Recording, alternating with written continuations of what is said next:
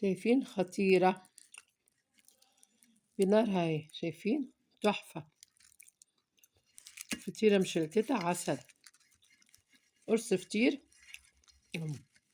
صغير بس ايه، جميل ومليان وتخين وجميل جدا اهو. اللي ما يعرفش يعمل الفطير هيعمله. عجناها زي كده بمية دافية وملح، حتة ملح، وعجناها حلو.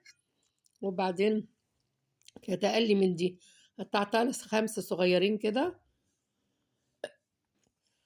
5 كرات صغيرين، واحدة واحدة بقيت أفردها هنا في الطبق بالسمنة وأنقلها لطبق تاني. فردتهم كلهم، حطيتهم فوق بعض ولفتهم زي صباع الفينو رول كده، ولفتهم دايرة، وبعدين فردتهم زي القرص الكبير ما بنعملهم. شايفين اهو، باين حتى الدايرة بتاعته.